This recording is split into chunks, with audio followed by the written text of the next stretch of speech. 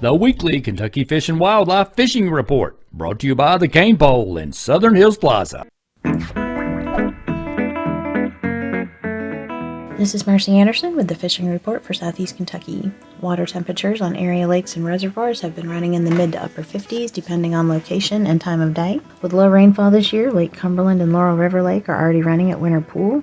On Laurel River Lake, one lane at the Grove Boat Ramp has been closed due to the current lake levels. The fish are widely distributed right now, but main lake points are holding good numbers of fish. Walleye are running anywhere from 20 to 60 feet deep with good numbers of 2 to 3 pound fish in the population. The black bass bite has been slow and sporadic the last few weeks. Some of the bass are staying deeper in the 20 to 40 feet range, while some are shallow in the backs of creeks going after shad. On Dale Hollow, bass fishing is picking up with the dropping water temperatures. Target structure in the backs of major creeks for largemouth bass. Smallmouth bass are hitting on jigs in 20 feet of water along channel drop-offs and main lake points. Rainbow trout stocking has been ongoing in Fens Lakes across the state. Brickyard Ponds in Barberville and Logan Hubble Park near Stanford were recently stocked. It's a great opportunity to get out and do some fishing with the family before colder winter weather comes in. Trout can be caught on a variety of lures, including small inline spinners, power bait, and corn. On the Cumberland Tailwater and Hatchery Creek, we've seen some nice trout being picked up the last few weeks, with several large rainbow trout being caught. We've also seen several large walleye spread throughout the tailwater during recent trout sampling. Jigs and minnows are a good option to target them on the tailwater. Elsewhere in the district, rainbow trout have recently been stocked in Rock Creek. Keep in mind that the upper portion of Rock Creek from the Tennessee state line down to Bell Farm Bridge is part of the catch and release program, so only artificial baits can be used and trout must be immediately released back into that section. So good luck and good fishing. This is Jeremy Shiflett with the Fishing Report for the Northwest District. Rough River Lake is down to around 476 with about 6 more feet to drop to get to winter pool. There's about 800 CFS in the tailwater.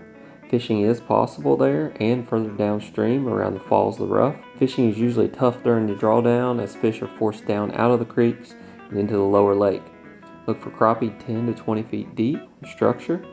Target largemouth bass early in the day on main lake points with topwater, chatterbaits, shallow run, and crankbaits.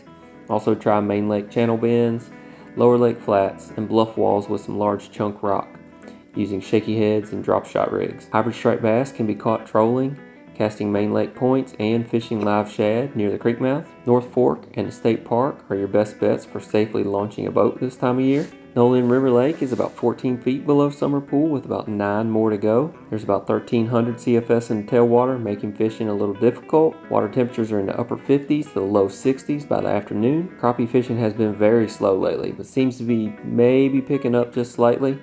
Fish have been stuck tight to brush, 10 to 18 feet deep and tight-lipped. There is a tremendous amount of small shad in the lake, so minnows and shad-colored baits may be your best bet right now. Again, bass fishing is slow.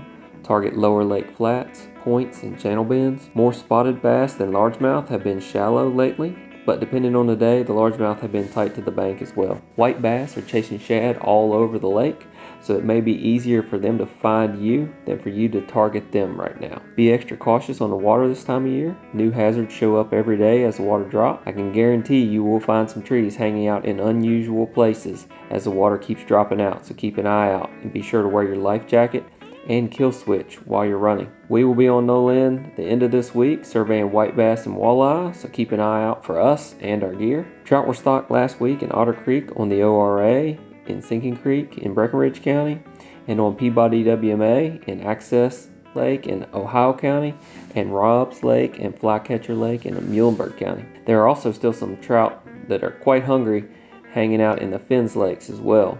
White inline spinners, minnow spins, crappie nibbles, trout magnets, power bait, mealworms, and traditional fly fishing tackle are all great options. Remember, you need to have a trout stamp to harvest trout.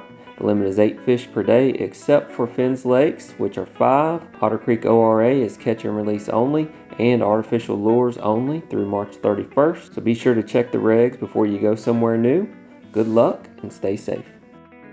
This is Caleb Bentley with the Kentucky Stocking Report. This week across the state, we stocked rainbow trout. Rainbow trout were stocked in Lake Cumberland tailwaters, Floyd's Fork Creek, Maysville Lake, Old Flemingsburg Reservoir, Easy Walker Park Pond, Eagle Lake, Brickyard Pond, Greasy Creek, Martins Fork Lake tailwaters, Carr Creek Lake tailwaters, Grayson Lake tailwaters, Yatesville Lake tailwaters, Martin County Lake, Wolf Creek, Cave Run Lake tailwaters, Buckhorn Lake tailwaters, Dewey Lake tailwaters, Paintsville Lake tailwaters, the right fork of Beaver Creek, Pikeville City Lake, Fishtrap Lake tailwaters, Grants Branch Lake, Lake Cumberland tailwaters. Good luck fishing. Stay safe.